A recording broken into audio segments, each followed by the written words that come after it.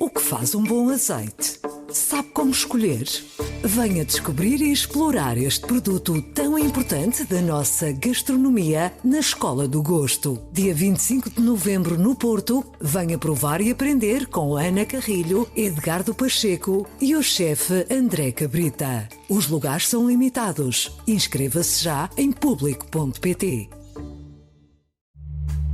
Este é o Poder Público, a semana em debate pela secção de política do Público.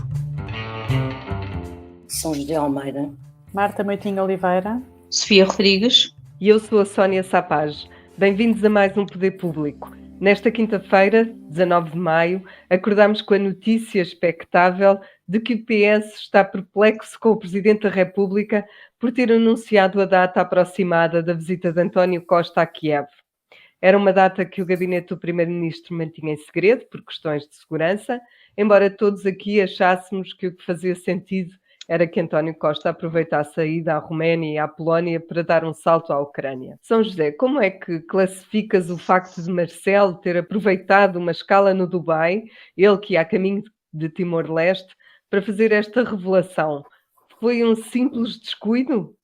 Não creio que seja um descuido, até porque o Presidente da República não me parece ser uma pessoa dada a descuidos. Normalmente controla muito bem o que diz o que quer e como quer. E eu acho que foi intencional. Não sei, é evidente que o Presidente neste segundo mandato, e então diz que o Primeiro-Ministro tem maioria absoluta, o Governo tem maioria absoluta, o PS tem maioria absoluta, dá a demonstração de que se sente um pouco tenta reconhecer o chão que pisa. Neste sentido, ele revela uma cada vez maior vontade de aparecer na fotografia. E este caso é o caso típico de querer aparecer na fotografia. Ele está em Timor-Leste a celebrar os 20 anos da restauração da independência de Timor-Leste. No mesmo período em que o Primeiro-Ministro vai, sabe-se agora, não é? A Kiev está invadida, como Timor está invadido pela Indonésia. É evidente que há paralelo nas duas situações, até a solidariedade de Portugal para com a Ucrânia e a solidariedade da população em geral com os ucranianos tem paralelo no que foi a solidariedade portuguesa com os timorenses. Mas, de facto, as situações não são similares. E Marcelo quis pôr na fotografia de Costa. Há uma figura que é usada na comunicação social entre nós, que é o papagaio do pirata, não é? Que é aquelas pessoas que estão sempre a aparecer atrás de quem está a falar na rua, na televisão, ou do jornalista que está a fazer um direto, põe assim, como o papagaio anda no ombro do pirata, põe a cabecinha assim a ver se também se aparecem para ser vistos lá em casa. Também há quem lhe chamam em plastro, não é? Sim, também é do Futebol Clube do Porto, sim. Sim, mas isso é esse específico, a figura em geral é o papagaio do pirata. E Marcelo teve uma necessidade de fazer de papagaio de pirata, cometendo uma coisa que, embora intencionalmente, eu acho que é uma gafe do ponto de vista diplomático. Primeiro, porque quem conduz a política externa portuguesa é o governo. Estas viagens de governantes estrangeiros a Kiev têm sido feitas em absoluto sigilo. Eu que me lembro só se soube antes de Guterres, do secretário-geral da ONU, e as imagens são divulgadas depois da saída deles do território ucraniano. Agora, para que ninguém tenha dúvidas, o professor Marcelo Rebelo de Sousa, Presidente da República, anuncia no Dubai, ainda por cima no Dubai, numa escala de um voo, que o Primeiro-Ministro lá para dia 20, 21, está em Kiev. Ora, eu acho isto um absurdo do ponto de vista institucional, do sigilo, do respeito das instituições, da soberania. Não sei, dá quase para perguntar. Eu nem vou fazer a pergunta que me apetecia fazer, porque eu não quero faltar ao respeito ao Sr. Presidente da República. Mas acho que, de facto, o Presidente, ao expor assim um assunto de Estado, de relação entre o Estado português e o Estado ucraniano, no momento desta sensibilidade, e ao expor assim o Primeiro-Ministro, está no fundo a fragilizar-se a si mesmo. Eu acho que qualquer dia as pessoas começam a perder o respeito à figura institucional do Presidente da República, e eu acho isso muito mau para a democracia portuguesa. Eu queria só acrescentar que este caso também tem a sua relevância, porque tu não pôs só em causa a segurança do primeiro-ministro português, tu também pões em causa a segurança do presidente Zelensky, mas enfim, acho que não houve também essa atenção. Marta, este na verdade já não é o primeiro... Tem sido rigorosamente cumprido o sigilo das datas e a divulgação das imagens depois dos visitantes institucionais saírem de território ucraniano. Sim, e é por uma razão, não é? Não é porque segurança, apetece. Uma questão de segurança. Marta, já não é este o primeiro desencontro entre Marcelo e Costa? Em março, o Presidente dispensou o Primeiro-Ministro da audiência para apresentar os nomes do Governo, porque já os tinha sabido pela comunicação social. É o absoluto clichê de que no segundo mandato o Presidente é sempre mais exigente, digamos nós. Pelo menos na parte que coincide com este mandato do Governo, sim. Ou seja, o segundo mandato de Marcelo Rebelo de Sousa começou um pouco antes. Desde que este Governo tomou posse, tem-se acentuado um pouco este tipo de situações. E há várias, e são todas recentes. Ou seja, nós estamos a falar de situações que começaram a acontecer muito recentemente, logo na tomada de posse. Portanto, antes desse momento que tu estás a identificar, que é o momento em que o Governo está a escolher os nomes de quem é que vai fazer parte da equipa, também na tomada de posse do Governo, o Presidente da República fez um discurso que ficará para a história apenas por um ponto, que é o ponto em que a altura em que ele diz que o Primeiro-Ministro tem que ficar até ao fim, não pode sair a meio para Bruxelas, que era uma informação que na altura se dava como sendo, como correndo, digamos assim, nos bastidores da política. Portanto, tivemos logo assim esses dois momentos seguidos de tensão ali entre as duas partes. E depois têm acontecido outras situações. Por exemplo, esta semana e na semana passada nós ficámos a saber que Marcelo Rebelo de Sousa enviará já preventivamente para o Tribunal Constitucional 2 leis muito importantes, que também é um tipo de comportamento muito mais ativo, muito mais vigilante da parte do Presidente da República. Ficámos também a saber, não pela boca dele, mas em informações que foram passadas a jornalistas, que o Presidente da República está muito preocupado com a execução do PRR, que o Presidente da República está até preocupado com a concentração de poderes na Ministra Mariana Vieira da Silva, quando tem uma pasta como o PRR, que é tão importante, e portanto está assoberbada de coisas. De facto, ele tem sido muito mais ativo, tanto em on como em off, digamos assim, tem sido mais ativo, mas isto também, tirando este caso de agora, desta questão de Kiev, que me parece de facto ser o que a São José disse, isto não é uma coisa que um Presidente da República possa fazer, porque isto é uma questão muito grave, muito importante de segurança, e há regras aqui para cumprir que não podem nunca ser desrespeitadas. Mas tirando isto, nota-se de facto aqui uma preocupação de exigência, que também, se nós recuarmos um bocadinho à altura, ainda antes das eleições, se nós nos lembrarmos bem, António Costa disse que se tivesse maioria absoluta, contaria com o Presidente para lhe traçar ali os limites de não haver um poder absoluto, digamos assim. Portanto, no resto das questões, parece ser mais ou menos a resposta que era esperada. Ou seja, António Costa tem condições de governabilidade muito melhores do que alguma vez teve, que não são assim tão comuns em Portugal, e o Presidente da República está ali muito ativo naquelas outras matérias onde consegue estar em cima, a vigiar. A vigiar é a maioria absoluta. Exatamente. Pode-se tirar o homem do comentário, mas não se pode tirar o comentário do homem. O que eu sinto é que este assunto podia dar para horas de conversa, porque nós íamos nos lembrando de outras situações em que isto aconteceu. Eu, por exemplo, lembro-me de um recurso ao Tribunal Constitucional, também logo a seguir à posse de Marcelo, que deu ali confusão entre os dois. em 2021, mas a semana Foi teve o mais aumento dos temas. apoios sociais. Exatamente.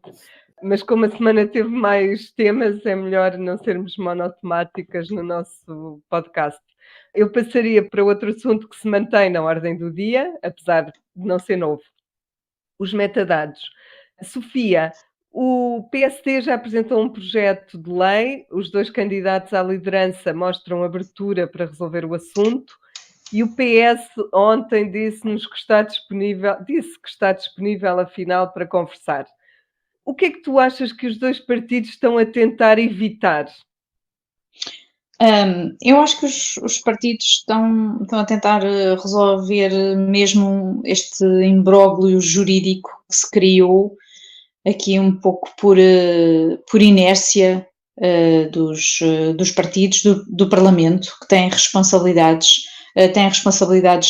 neste caso por terem deixado arrastar a situação até que a provedora pediu a verificação da constitucionalidade do diploma e veio este acórdão que de facto declara várias normas do diploma inconstitucionais. E eu acho que todos percebem agora que é preciso agir e que é preciso resolver este problema, sendo que eu acho que a questão jurídica vai continuar, porque há sempre dúvidas sobre quais é que são os processos que estão em causa ou que podem estar em causa. Portanto, isto pode ser uma bola de neve e uma discussão jurídica infindável, mesmo que a nova lei seja aprovada até por consenso no Parlamento, e eu até acredito que isso possa acontecer, consenso ao centro, pelo menos, entre os 2 principais partidos, e depois, mesmo que o Tribunal Constitucional declare esta nova lei constitucional, eu acho que esta questão jurídica pode não ficar resolvida. Aqui com o PSD, nesta fase de transição de lideranças, se calhar não é o melhor momento ou não seria o melhor momento para o novo líder resolver isto, mas é o momento que é, e eu acho que eles percebem a urgência de ter de resolver esta situação. E de não se poder arrastar este imbróglio, como tu disseste, muito mais tempo, não é? Porque vai arrastando atrás Exatamente. outros processos ou processos. Sim, porque isto cria um alarmismo social. As pessoas ficam alarmadas, não é? Quando ouvem dizer que o processo A, o processo B, processos que foram mediáticos, podem estar em causa. Centenas de processos, como lemos escrito, de burlas do MBWay que Exatamente. ficam em águas de bacalhau. Podem voltar atrás, portanto as pessoas nem percebem muito bem como é que isto se arrastou. De facto não é uma situação simples, mas as pessoas não percebem como é que isto se arrastou até agora para vir dar nesta atrapalhada, não é? Que isto é uma atrapalhada. E que devia já ter sido resolvida a partir do momento, a partir de 2014, não é? Sim, isto não é uma coisa nova, embora tenha tido este desenvolvimento agora. A lei foi sempre tendo determinados travões. São José, tu achas que esta aproximação, neste caso concreto dos metadados, é uma coisa circunstancial ou pode ser um sinal de um PSD mais disposto a negociar com o PS ou a influenciar a governação?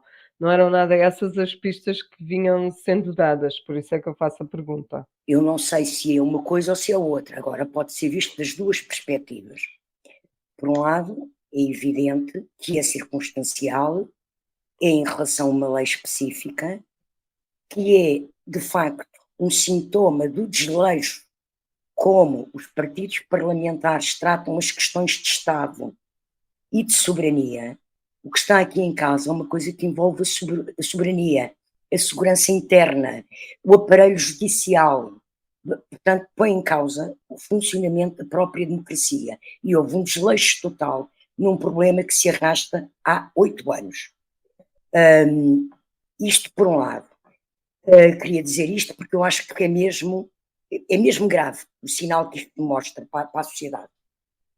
Agora, em relação ao acordo do PSD a esta lei, dos dois candidatos a líderes, eu penso que é natural, porque em questões de soberania, historicamente, o PS e o PSD entendem-se e, portanto, é normal que esse acordo vá para a frente e que até recolha a contribuição e o voto de outros partidos, como disse a Sofia, e até seja aprovado por unanimidade.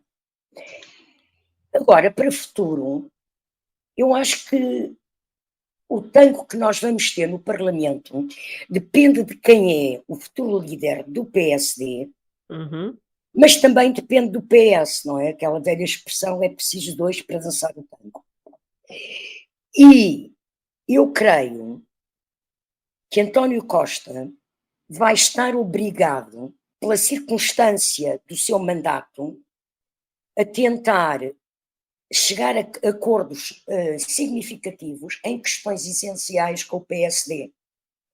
Primeiro porque ele tem um conforto de uma maioria absoluta e, portanto, não está na dependência da negociação como esteve com o PCP e com o Bloco nas anteriores legislaturas. Portanto, está numa posição à vontade para chamar os outros à conversa. E depois, eu creio que essa imagem de diálogo que ele diz que quer dar também pode contribuir para fazer aprovar algumas medidas estruturantes da sociedade portuguesa, centrais,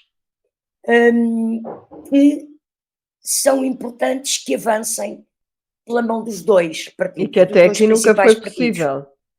Sim, e portanto eu penso que haverá, até da parte do futuro líder do PSD, pelo menos neste primeiro mandato, nestes 2 primeiros anos, neste primeiro mandato como presidente do PSD, essa disponibilidade, porque a não ser que haja uma crise, uma catástrofe política em Portugal, o que não está excluído, porque com a crise que aí vem e da guerra e tudo isto, nunca se sabe as consequências destes momentos assim tão voláteis, mas o que é previsível é ter eleições daqui a 4 anos e meio. Portanto, é normal que no primeiro mandato, quem for líder do PSD também queira mostrar serviço através de uma atitude institucional de diálogo que contribua para medidas importantes para o país. Portanto, eu penso que poderá haver passos a serem dados. Eu não acredito que um líder do PSD se aguente 4 anos até às próximas legislativas só a fazer guerrilha institucional e oposição de retórica no Parlamento. Portanto, vai ter que ser proativo também. Sobretudo se não estiver no Parlamento, isso vai ser difícil. Sim, claro, ainda por cima é o caso. Não vamos Sim, ter isso o até pode ser PSD a fazer declarações na sede, na sede nacional do partido ou a dar conferências, a multiplicar-se por visitas e conferências para falar todos os dias aos jornalistas, não é? Acho eu. Até porque isso que estás a dizer, São José, pode ser uma forma do futuro líder do PSD também tentar condicionar a ação do governo, não é? Porque claro. se abre influenciar até, se abre o diálogo, se abre a porta ao diálogo com o governo para reformas, para grandes reformas, também impõe as suas condições naturalmente e claro. internamente sobre isso ele também pode reclamar os louros que tiver, não é? Se nós, é isso que eu estou a dizer, ele mostra dividendos. Se nós nos lembrarmos, está bem que o Guterres não tinha maioria absoluta, mas quando Marcelo Rebelo de Sousa era presidente do PSD, Marcelo Rebelo de Sousa teve grandes conquistas negociadas com Guterres. A revisão constitucional foi altamente influenciada pelo PSD. A redução dos números de deputados na revisão de 97, o referendo à regionalização, ou regionalização só com referendo, a introdução do instrumento do referendo nacional na Constituição, que era uma reivindicação da Constituinte de Sá Carneiro. Portanto, mesmo a questão do aborto. Os referendos, impor o referendo ao aborto, não é? Sim. Que aí também juntaram-se os dois católicos, Guterres e Marcelo, exato, e portanto bloquearam. Mas, com a particularidade de Guterres, em 84, ter votado a favor e depois quis referendo. Mas na altura, como ainda não mandava no PS, ou não mandava muito, seguiu a disciplina, seguiu o voto da bancada, pronto. Mas eu creio que o papel de líder da oposição, se nós não andarmos num sistema de politiquice, de escândalos e escandalinhos, e casos e casinos, se não andarmos numa guerrilha de oposição, pode ser determinante para influenciar o poder, para participar na gestão do país e para mostrar dividendos aos seus militantes e aos seus apoiantes e aos seus eleitores.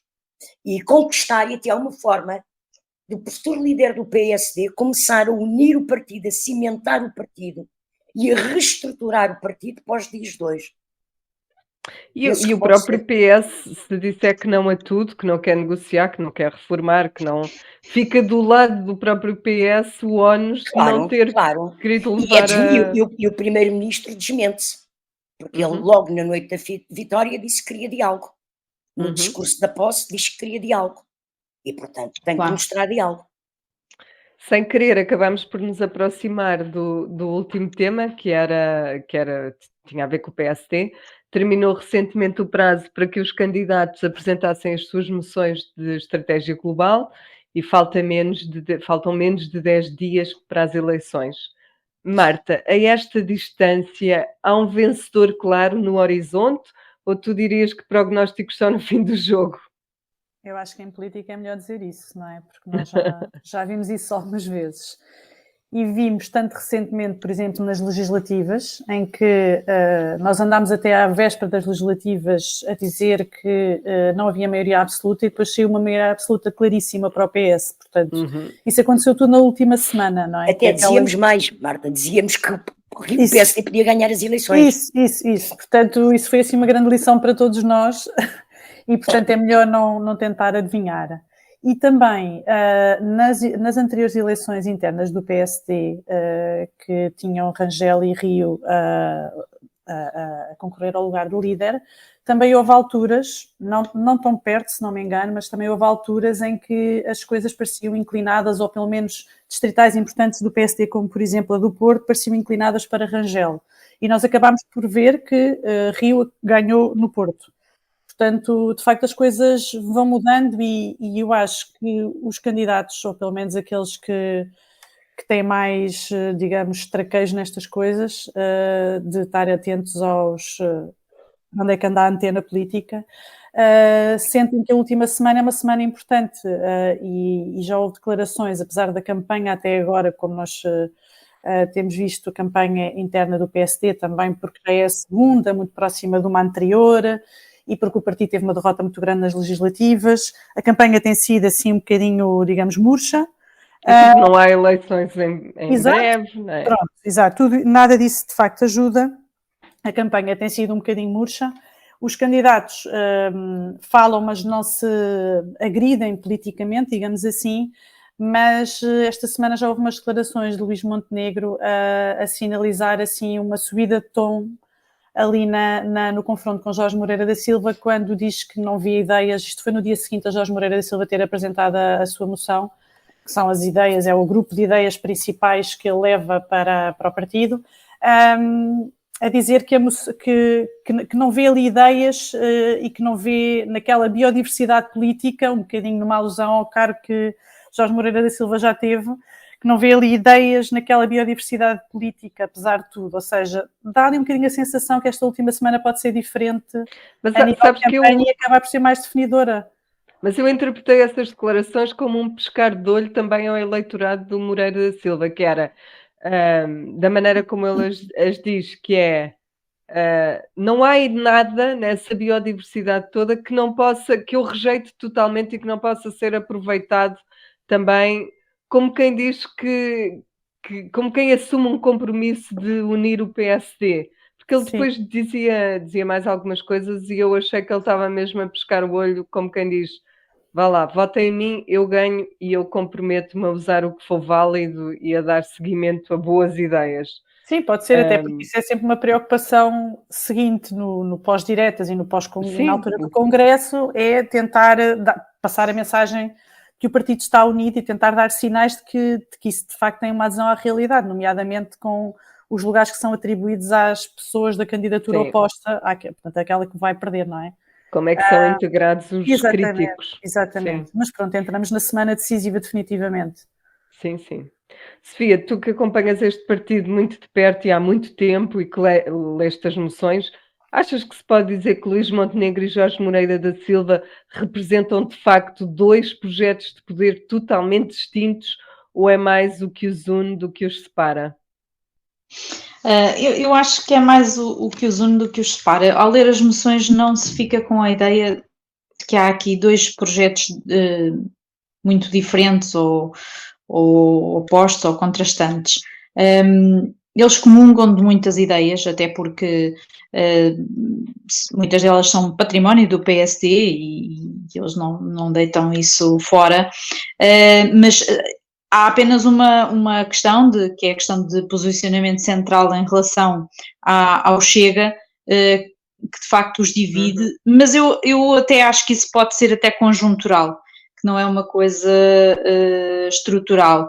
Portanto, eu acho que eles partilham algumas ideias, princípios, depois em algumas áreas concretizam de uma maneira, desenvolvem mais de outra forma, dão soluções que podem ser um bocadinho diferentes, mas como nós, quando contactamos outras figuras do partido, como nos dizem, afinal eles são os dois do mesmo partido, portanto não podem ser ou não serão totalmente diferentes, pertencem ao mesmo partido. Na moção de Luís Montenegro, eu acho que até contraria a ideia de que é uma percepção que se criou até dentro do partido e fora, de que ele não tem preparação, não está preparado, que não tem pensamento. Ele está lá, assim como está na de Jorge Moreira da Silva, que obviamente tem um outro currículo, isso é inegável. Agora, não vejo assim tantas diferenças para um projeto de poder, de facto. Uhum. Terminamos, como é habitual, com as nossas escolhas de público e notório. Eu, tal como na semana passada, escolhi um número e também está relacionado com o PSD. Só numa semana, 8.600 sociais-democratas decidiram pagar as cotas para poderem votar. Foram mais de 1.000 por dia. Será que é só vontade de participar nas eleições? Pergunto eu. Vamos aos vossos. São José, Marta, Sofia, o que é que escolheram? Eu escolho o Tribunal Constitucional porque há dois episódios que se passaram nos últimos dias relacionados com o Tribunal Constitucional, e não é o acórdão dos metadados, mas há dois episódios relacionados com o Tribunal Constitucional. Para mim são um sintoma do tempo esquisito, quase eivado de populismos e trampismos que se vive no mundo hoje. E o que é? O Tribunal Constitucional responde à Procuradora-Geral da República, que é quem chefia o Ministério Público, e que, portanto, é uma figura institucional do poder em Portugal e da justiça, e a justiça toda ela é um órgão de soberania. O Tribunal Constitucional responde à doutora Lucília Gago, que não aceita o pedido de nulidade do acórdão da lei dos metadados que ela enviou, com que argumento? Que a nulidade que ela pede, abre aspas, carece de legitimidade processual e constitucional para a suscitar. Ora, achar que a doutora Lucília Gago, Procuradora-Geral da República, não tem legitimidade processual e constitucional, eles até podem achar isso. Eu não questiono o que diz o Tribunal Constitucional. Eu acho que há aqui uma falta de respeito institucional pela figura da Procuradora-Geral da República que me espantou. Isto associado com outra coisa que me deixou então mais perplexa, que se passa com o Tribunal Constitucional. Rapidamente, os 10 membros agora renomeados pelo Parlamento para o Tribunal Constitucional têm que optar dentro da magistratura 3 juízes conselheiros do Tribunal Constitucional.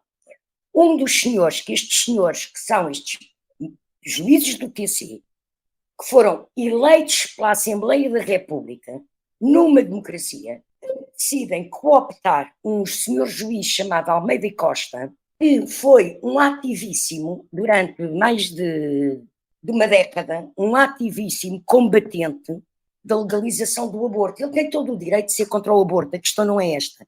A questão é os termos em que ele dizia. E eu tenho aqui duas pequenas pérolas que vi citadas em notícias, que o senhor escreveu. Primeiro, nos anos 80, defendia que o aborto não devia ser permitido em casos de violação, dado estes casos serem muito raros. Eu gostava que ele nunca na vida... espero que ele nunca na vida tenha sido violado, mas é extraordinário isto. E depois, cerca de 10 anos depois, volta ao mesmo assunto. Portanto, isto nos anos 80, já nos anos 90, volta ao mesmo assunto. Para dizer o quê? Abre aspas.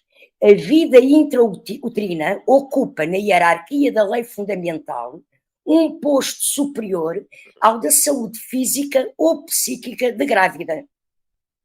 Portanto, este senhor, de facto, tem uma falta de respeito pela dignidade humana, porque não se pode falar assim das mulheres. A forma como ele se referiu ao que é uma violação e a forma como ele diz que um feto é superior à saúde física ou psíquica da grávida, então nem sequer permitiria um aborto num caso em que uma gravidez ponha em causa a vida da mãe. Não. Isto é de um radicalismo e eu acho extraordinário como é que os 10 membros agora nomeados para o Tribunal Constitucional pela Assembleia da República, repito, um órgão democrático, se lembram de ir buscar uma pessoa com este currículo académico. Acho que de facto vivemos tempos muito estranhos, muito estranhos. Mas olha, Sr. José, era só um público e notório. Sim, está bem, está bem. Marta. Desculpa lá o statement. Eu agora vou ser super rápida para compensar. Desculpa lá, mas é que estas coisas irritam-me muito. Pronto, esta é sobre a raspadinha do património. A raspadinha do património, que foi lançada há um ano, devia ter rendido 5 milhões de euros, era a previsão, e rendeu 20 milhões de euros. Portanto, há muita gente interessada em fazer a raspadinha do património e contribuir para isto. Os dados foram conhecidos na mesma semana em que soube que o Conselho Económico e Social vai fazer um estudo, que é um estudo que tem algum potencial para poder ser interessante, porque junta um economista e um psiquiatra, os dois a estudar o que é que leva as pessoas a investir e se isto é um vício ou não é. E pronto, era sobre isto que eu queria falar, porque me parece interessante juntar... Com exames ao cérebro e tudo. Exatamente, estas pluridisciplinaridades no mesmo estudo, sim. Sofia. Falto eu. É só um apontamento. Segundo a revista Visão, o José Sócrates tem feito viagens ao Brasil para frequentar um doutoramento. Não deixa de ser um pouco irónico. E não tem informado as autoridades portuguesas sobre essas suas viagens. Eu acho que isto hoje é só um apontamento que nos faz até porventura sorrir, mas acho que um dia destes pode ser um caso que vai fazer o país corar de vergonha. E era só isto. A licenciatura, agora é o doutoramento, não é? Ao domingo. A licenciatura ao domingo, com exames ao domingo. Não, com o diploma assinado ao domingo. E o exame de inglês, não foi feito um domingo? O exame era ao domingo, o exame de inglês técnico. Exato. Terminamos aqui mais um episódio do nosso podcast. Para a semana a mais, em plena semana de discussão do Orçamento de Estado na especialidade e quase à porta de eleições no PSD. Até lá. Até lá. Adeus. O público fica no ouvido. O que faz um bom azeite? Sabe como escolher? Venha descobrir e explorar este produto tão importante da nossa gastronomia na Escola do Gosto. Dia 25 de novembro no Porto, venha provar e aprender com Ana Carrilho, Edgardo Pacheco e o chefe André Cabrita. Os lugares são limitados. Inscreva-se já em público.pt.